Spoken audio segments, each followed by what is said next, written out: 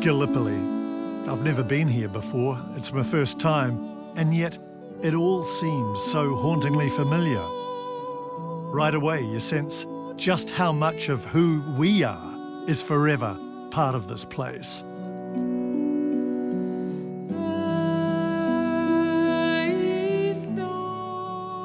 This is Chunuk Bair. This is the high ground that the British forces needed to take if they were going to have dominance over the whole peninsula out there and free the way for the Navy to steam on to Constantinople.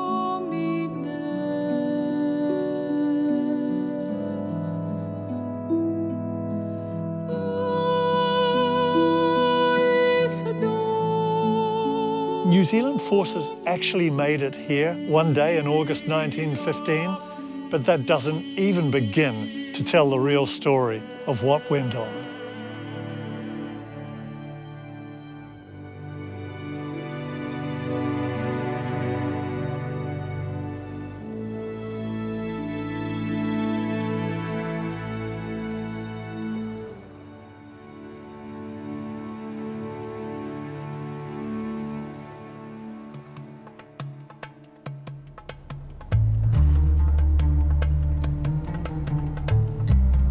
Istanbul, or Constantinople as it was known throughout history, this was the glittering prize. It was the heart of the Ottoman Empire, and this is what our men came to take by force 100 years ago. But first, they had to take Gallipoli. I grew up with the Gallipoli story, the Anzac story. Most of us did, I guess. I knew something about it, but I realised there's an awful lot that I didn't know at all. So I've come here to try and fill in the gaps.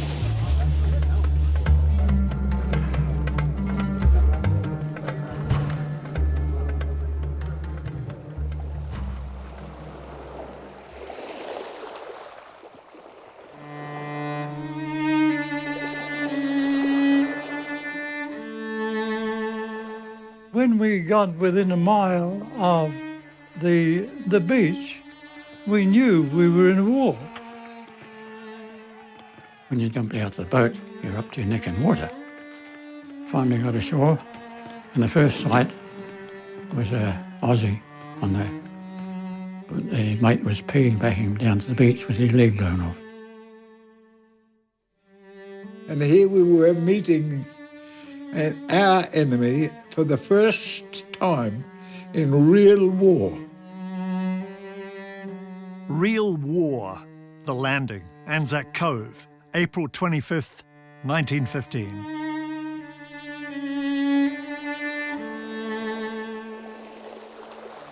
Our boys came in their lighter boats 5 hours after the Aussies, not in the first wave, as I always thought, but it wasn't long before they were right in the thick of it, up there in the hills. Everything's going according to plan. The Australians are advancing inland, and then an order is given, reinforce the Australians on the left. Now, where are the Australians? Where is the left? Dr. Pugsley is a leading authority on Gallipoli. Plate 65, take one. 30 years ago, he filmed some of the last surviving veterans of the campaign, long gone now, but their riveting first-hand accounts remain. Take one.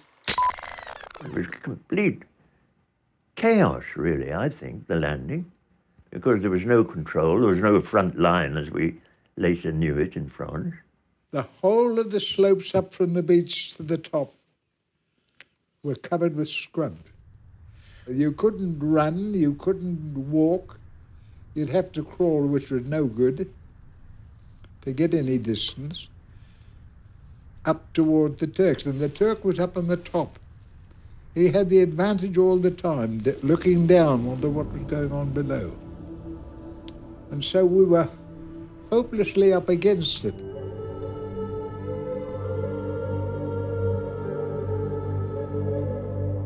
The wounded and the killed were laying about in all directions.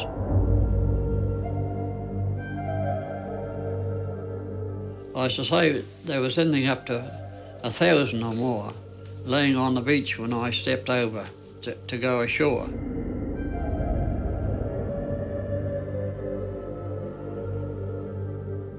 The attack loses momentum on the first day because of decisions made by the senior Australian commanders ashore. It's their mistake.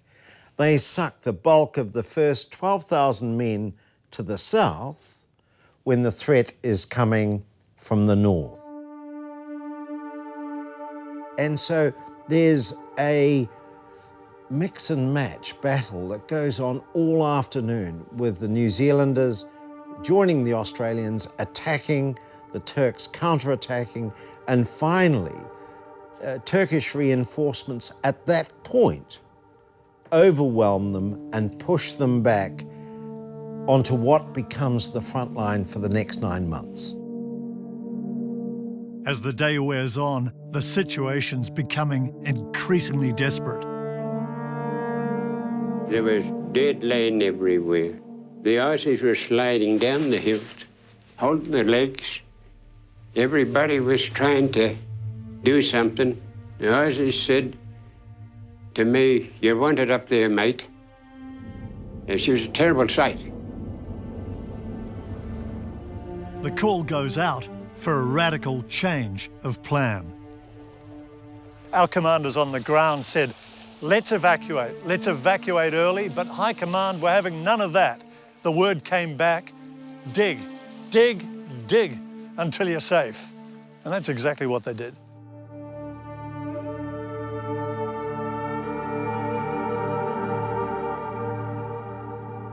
The reason why the Turks were successful in blunting the Anzac attack on the 25th of April was that they attacked in strength against an extended New Zealand and Australian line that was disorganised by the rough terrain.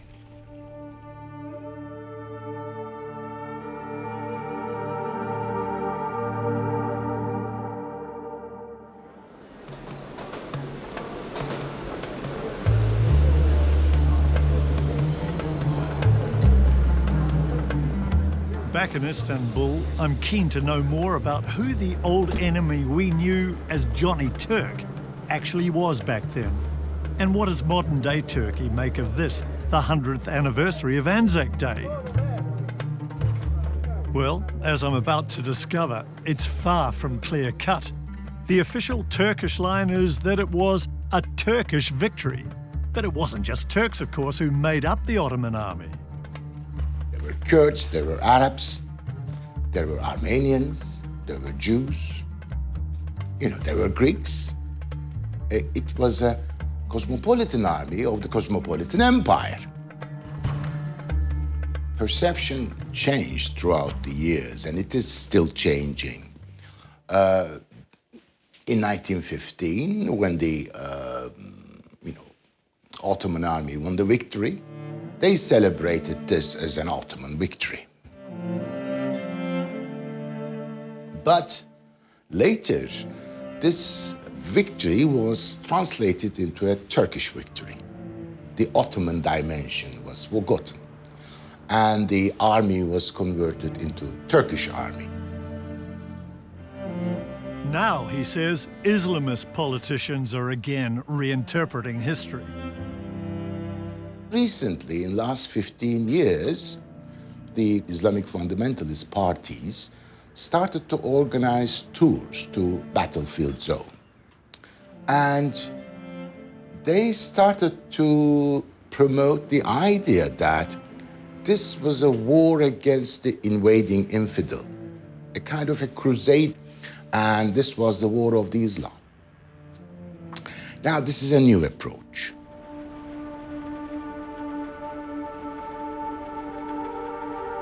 In Constantinople 100 years ago, there was real fear in the streets. The enemy's threatening to steam right up to the city gates. History's hanging in the balance 500 kilometres away in Gallipoli.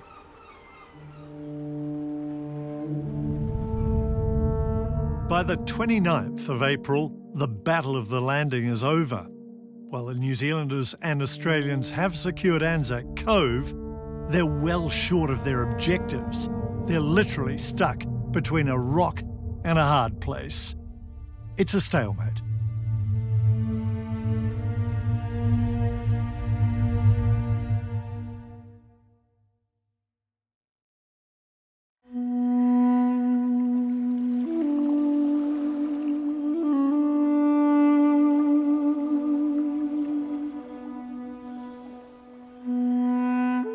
By now, the Anzacs are hanging on by their fingernails, backs to the sea.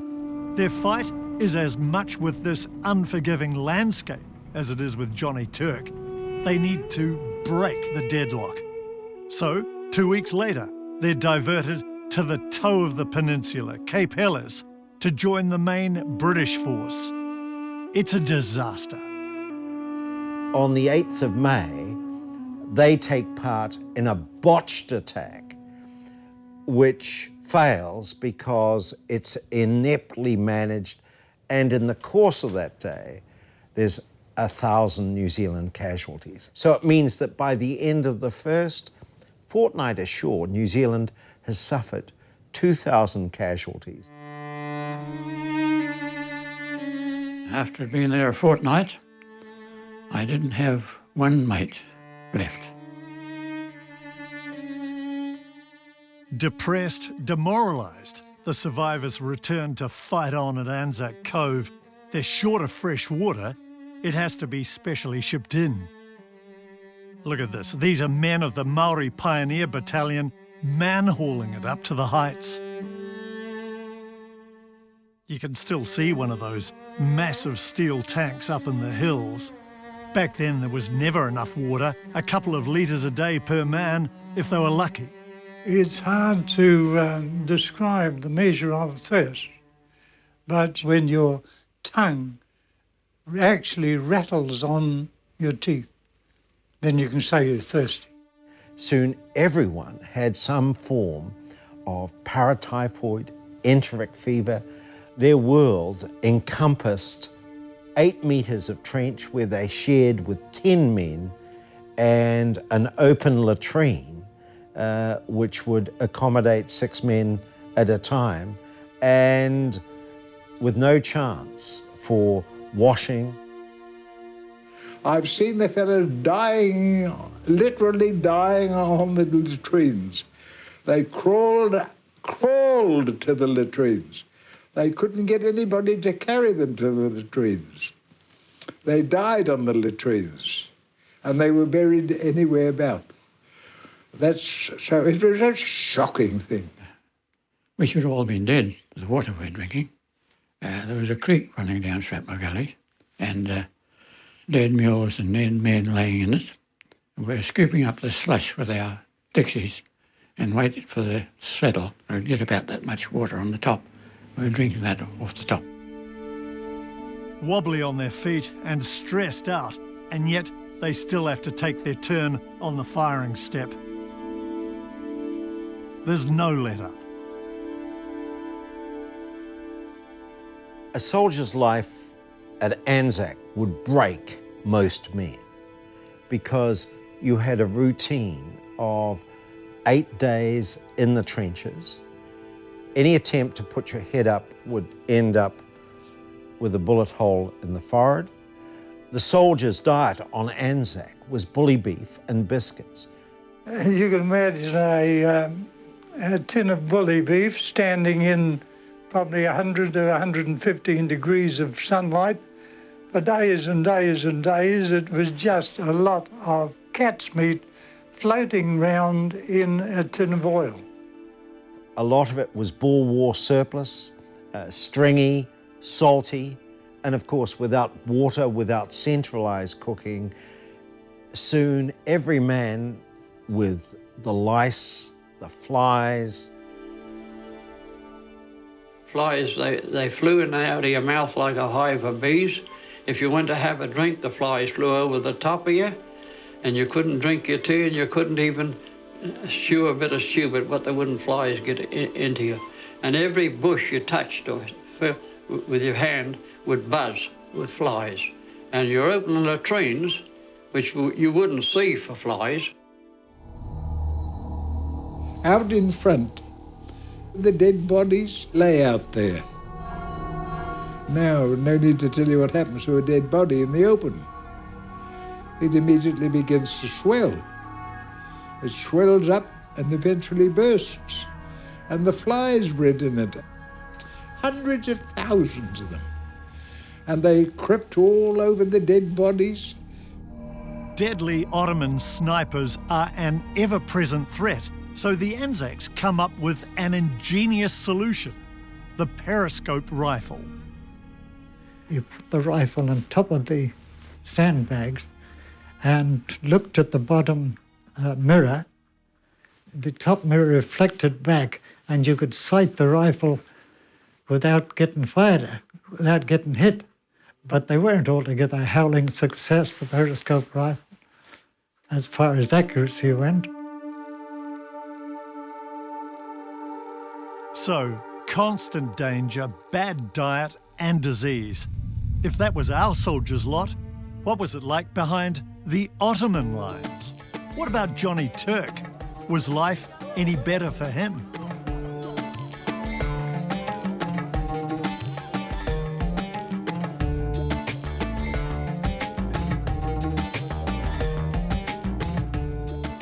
It was not much different. They had the same problem of dysentery and so on. However, they had these field kitchens providing decent food. But the British on the Gallipoli Peninsula, they had to get everything from Egypt. In terms of logistics, it was a very bad move, I must say. The Turkish side was not in difficult shape. In the marketplace of Çanakkale, in the town, it was possible to buy chocolate. Fresh food from local markets. The Ottoman troops are reasonably well fed compared with our boys, busting teeth on hard biscuits and bully beef. But it's not so much the food, it's the determination to defend their birthright. After all, this was their land, and we were invading it. So what, if anything, did the Turks know of the boys from down under? They had no idea about New Zealand, no idea about Australia. They perceived everybody coming as British.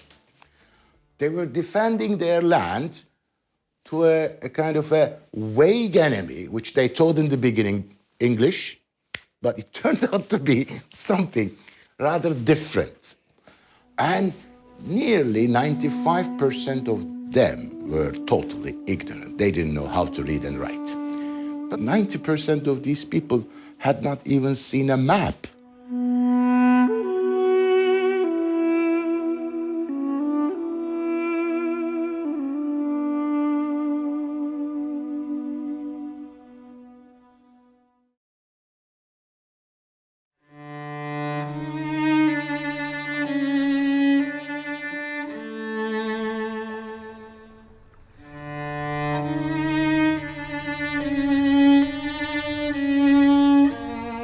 The campaign is now a bloody, trench-bound war of attrition, literally measured in hard yards. Every one of them comes at a terrible cost.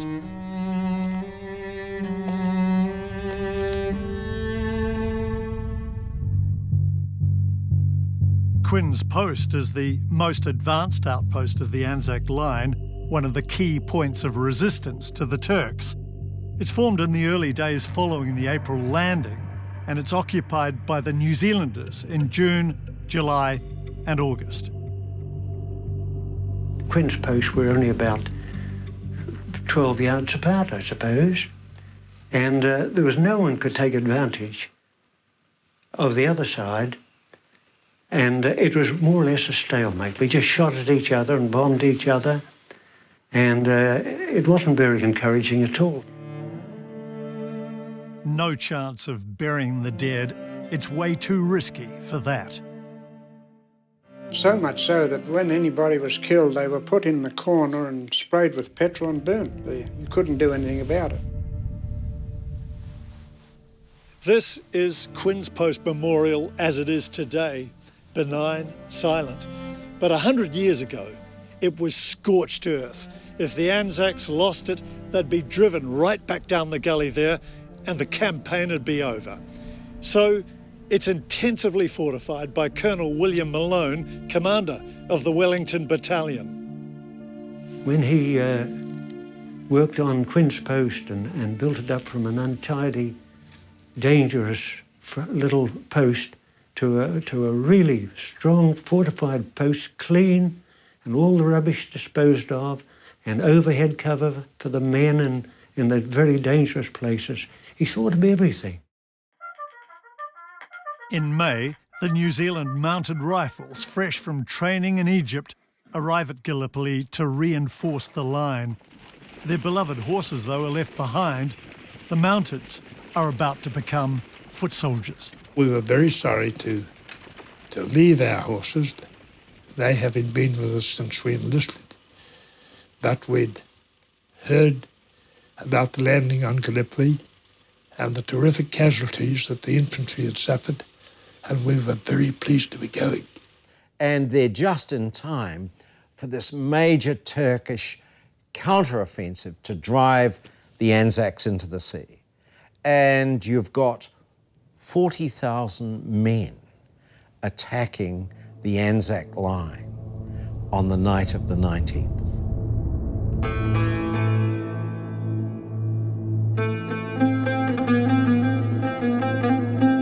Today, it's an easy run up to the battlefields of Gallipoli. I'm travelling with local historian Kenan Chelik.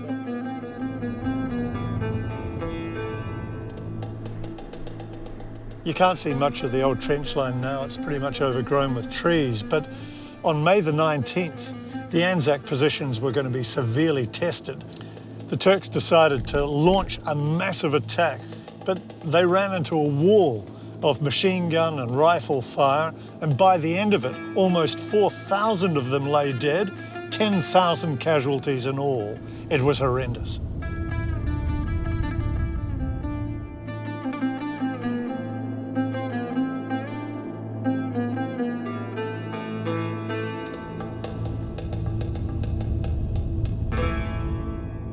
Years ago, when I was at university in Istanbul, I went to a park.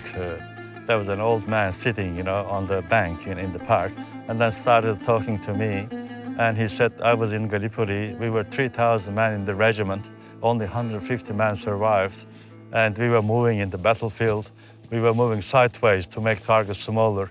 Officers, swords in hands. Come on, boys, come on, boys. We move sideways like this, bullets whizzing, this way, We just move like that and then started crying,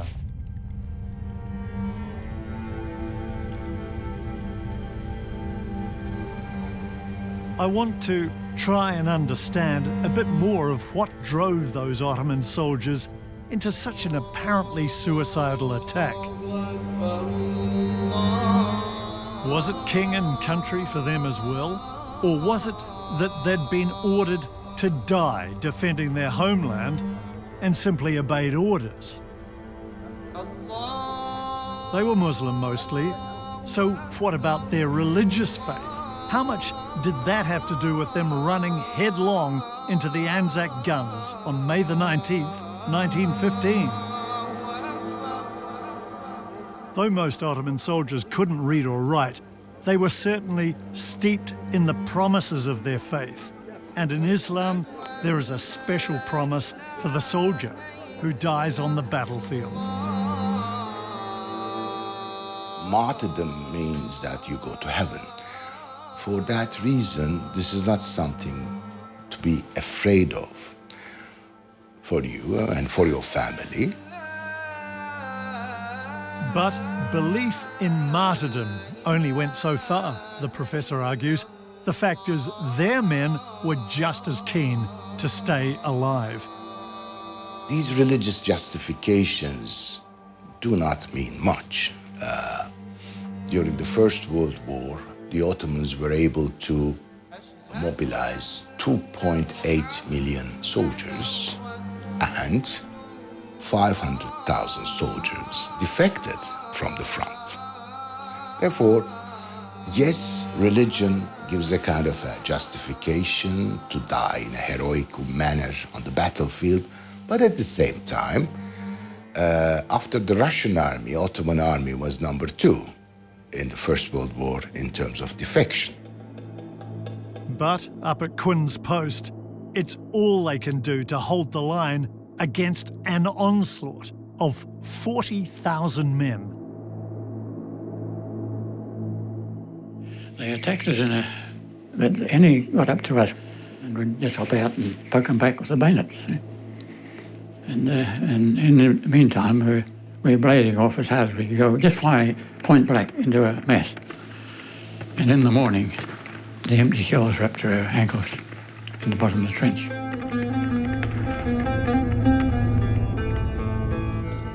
By May the 24th, the scene along here in no man's land was indescribable.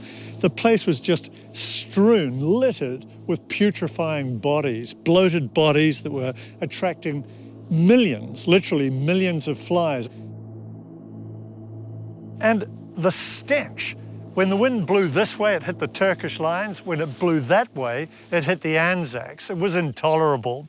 So both sides decided to hold a ceasefire, a truce, the only one of the entire campaign, to collect the wounded and bury the dead.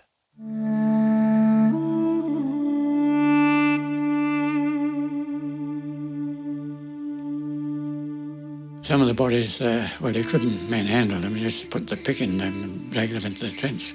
They'd all fall to pieces, you see. They were that rotten. It's the first and only time the Anzacs will rub shoulders with the enemy. They eyeball each other up close. We mixed freely with the Turks, and we all had to take a turn at digging to bury the... And the Turks behaved all right. They exchanged cigarettes with our chaps and did the sign language. Some of the Ottoman troops are as young as 13, but any sense of goodwill is short-lived. The winter was all over. They walked back to their trenches. We walked back to ours.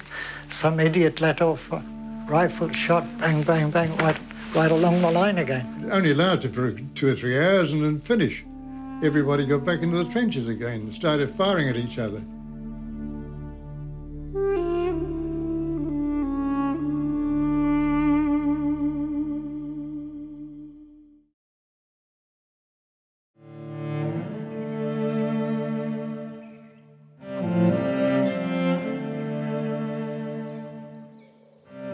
By August 1915, the Anzacs are dug in and severely depleted, and the fighting is only about to get harder. Allied High Command decides they will spearhead the last major Allied offensive, and it will be the New Zealanders' finest hour. It begins on the night of August the 6th. So, the plan. At 8:30 p.m, under cover of dark, 2 forces will move out from the Anzac perimeter to capture the foothills. The mounted rifles and 2 Maori platoons are to secure the features below Chunuk Bair. To the north, British, Australian and Indian troops are to take Hill 971 and Hill Q. Then, 2 assault columns will move up to the high ground, including Chunuk Bair.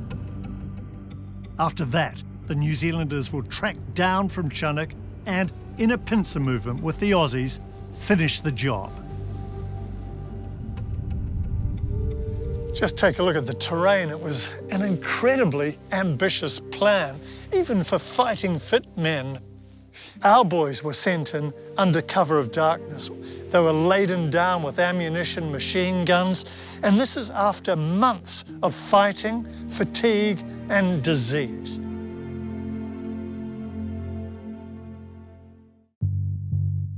With naval guns blasting the hills, 50 Maori head off with the Canterbury Mounteds and 50 with the Otago Mounteds to secure their objectives. The Auckland and the Wellington Mounted take off on their respective missions. In all, 1,600 New Zealanders are now on the move.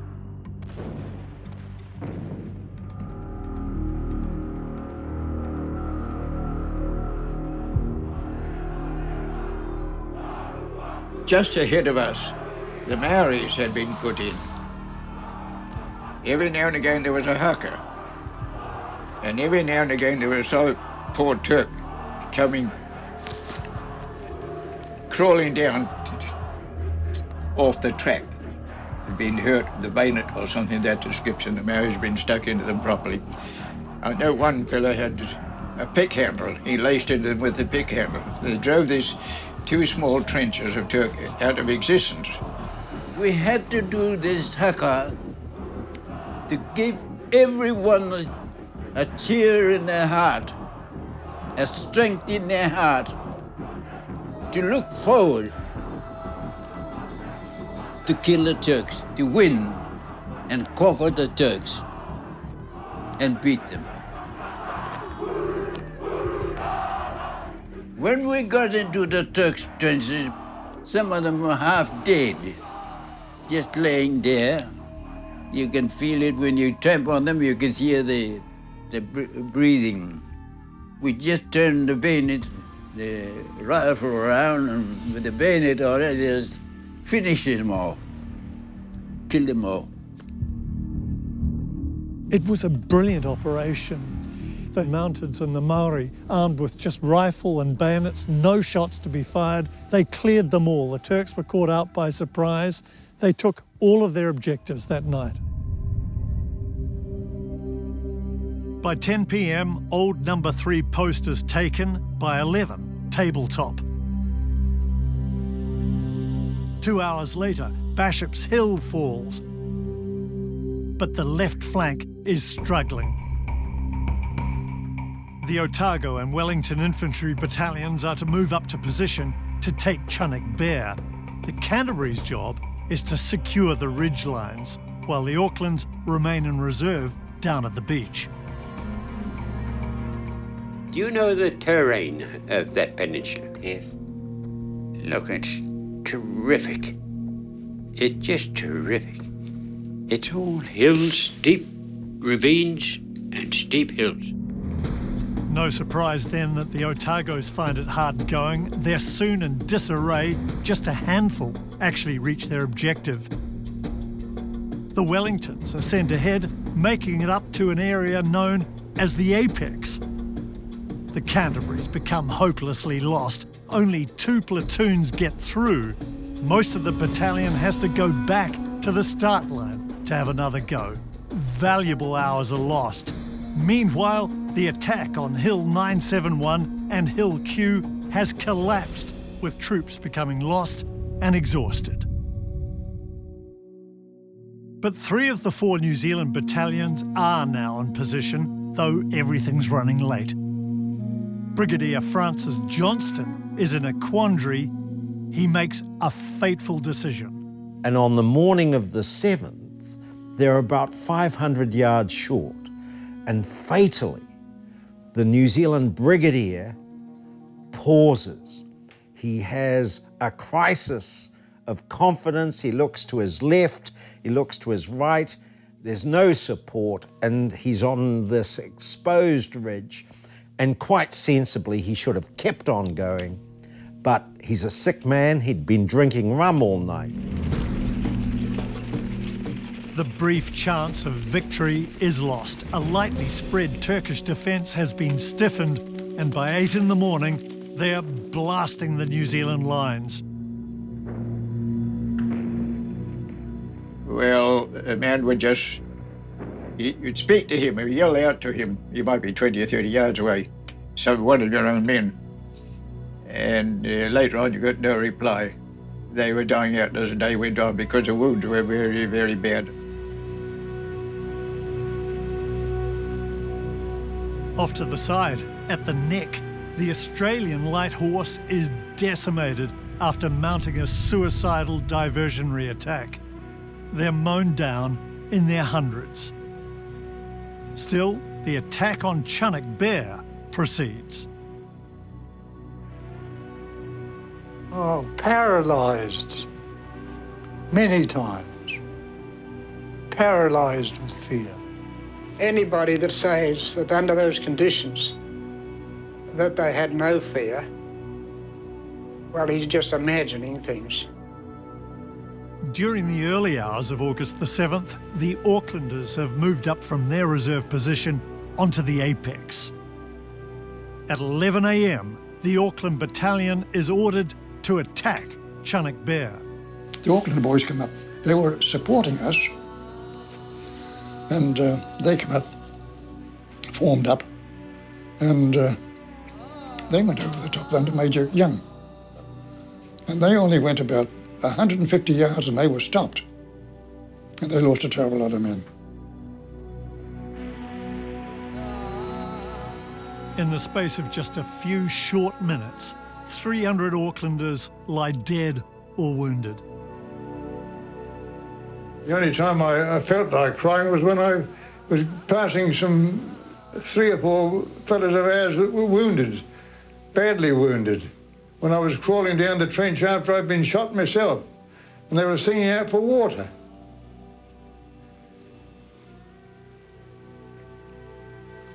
I threw them my water bottle.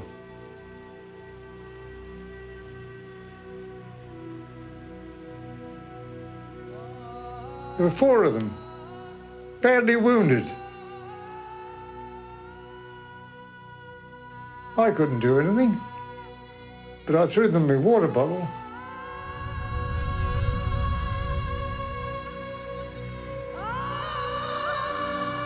It's a bloodbath. The Aucklanders are shot to pieces. Even so, Malone's Wellingtons are ordered to continue the assault in broad daylight. But then, high drama. Colonel Malone says, no, we're not doing it. He refuses orders point blank. These 2 English colonels were giving him orders. And he says, well, he said, I'm not taking any orders from you people. He said, I'm not going to ask my men to commit suicide. That was the very words he used. And so he says they're going to stop here, but he says they'll go over later on, and when it's dark.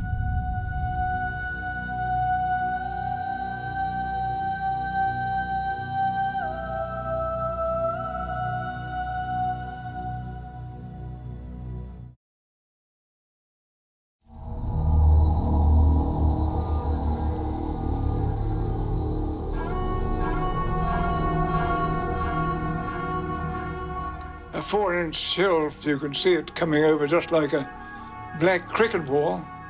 You couldn't see what we used to call whiz-bang shrapnel coming. It burst and either got you or missed you before you knew where you were.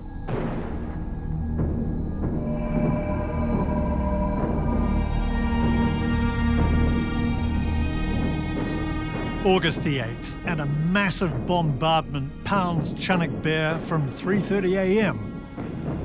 The shelling from shore and ship lasts 45 minutes. The hill explodes into a volcano of flame.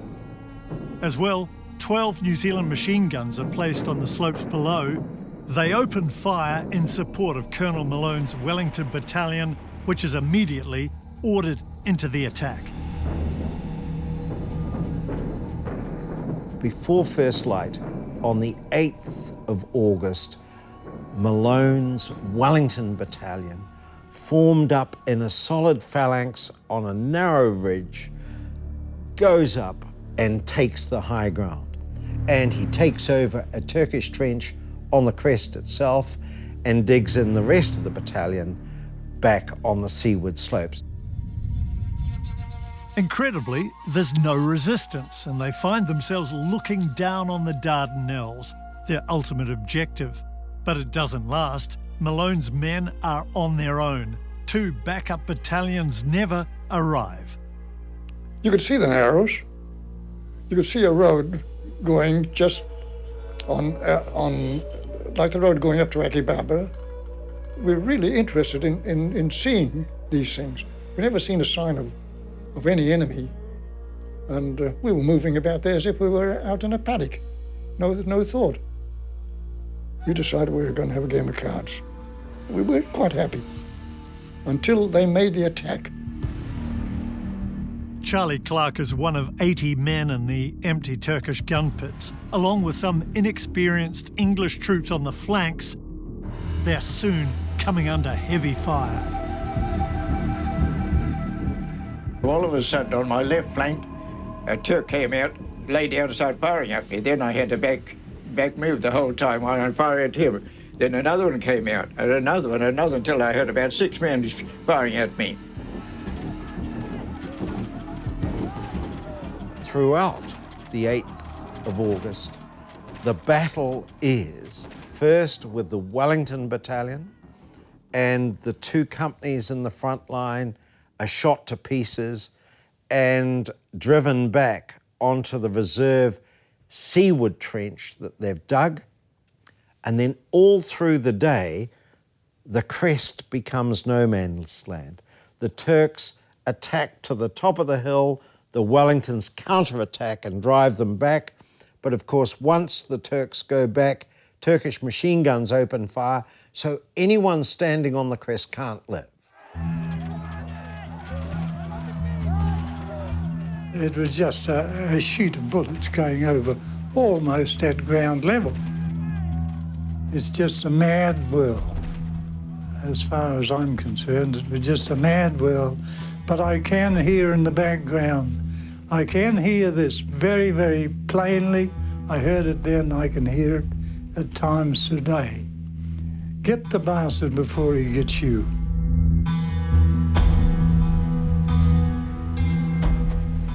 By now, Malone's Wellingtons were effectively marooned and fighting for their own lives.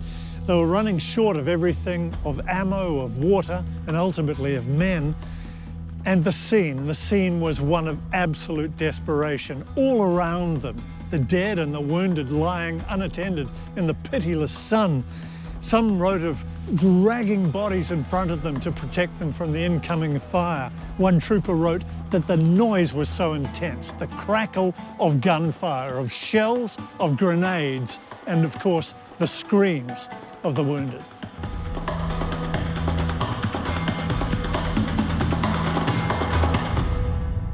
It wasn't long before what there was of the trench, and it was only about 3 feet deep in the first place, before the dead and wounded were so compiled in the trench that we were standing on them.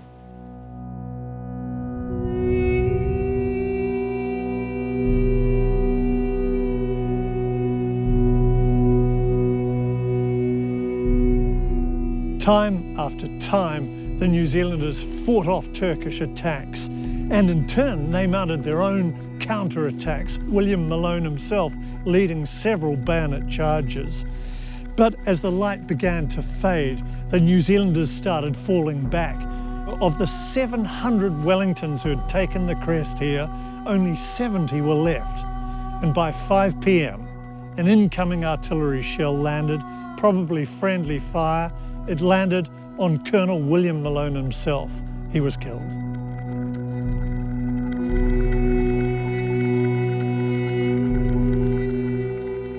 I felt the hopelessness of it all and the suffering that our chaps, because they came back, they couldn't be attended to. They just had to lie there until the nightfall and they could be carted away if they lived through it. Oh, it was pathetic. Throughout the night and into the next day of August the 9th, the New Zealanders fought on desperately. One trooper wrote, "I got one through the leg, and then for the next 10 minutes, we fought hand to hand.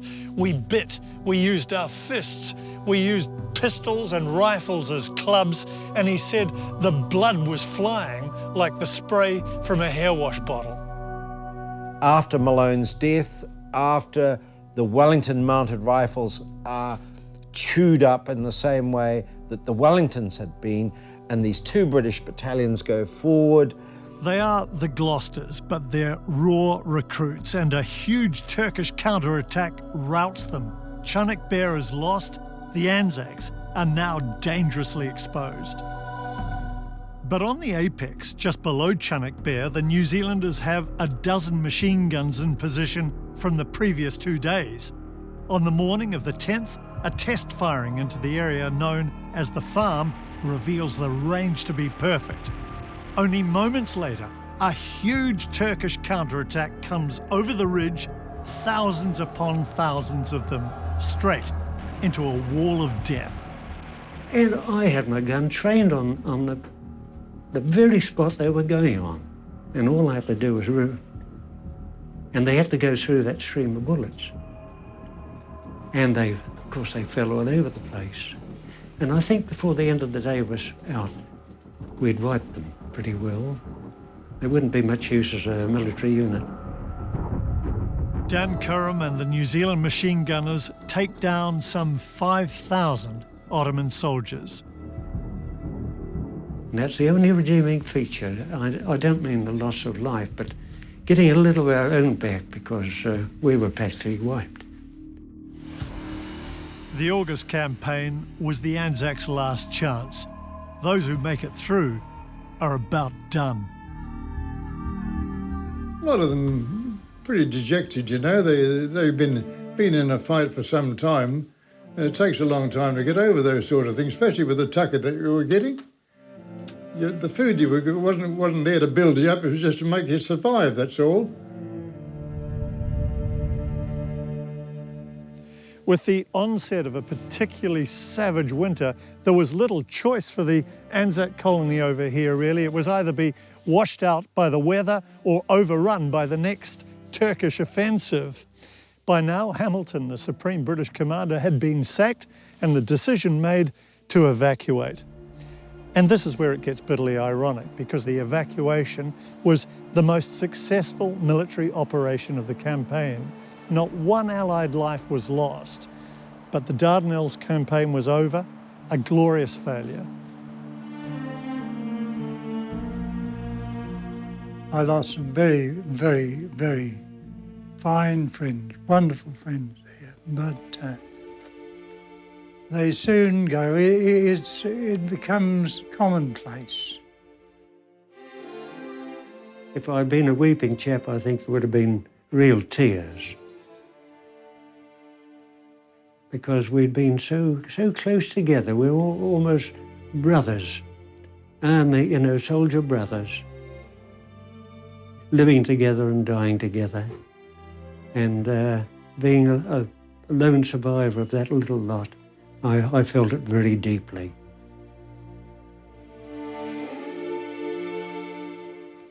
It made me more proud than ever of being a New Zealander. And it made me more proud than ever of being a Northlander. No other country that serves on Gallipoli has a higher percentage of casualties than New Zealand. Far in excess of Australia, far in excess of Britain, far in excess of France. New Zealand has 8,556 New Zealanders land and serve in the campaign, 2,779 dead, 4,700 wounded. If you then add those who are evacuated with sickness and disease, dysentery, paratyphoid, all of those illnesses, the New Zealand casualty rate is about 200%. More than 44,000 Allied soldiers lost their lives. Total casualties numbered 141,547. The Ottoman troops paid the heaviest price of all, almost 86,700 dead, and total casualties estimated at more than 250,000. Many young university graduates, high school graduates of 1915 enrolled or volunteered to go to Gallipoli, and they died there. I mean, in your culture, you mention about the poppies, you know. They were the poppies of the Ottoman society. They were the most talented, section of the Ottoman society, and they suffered.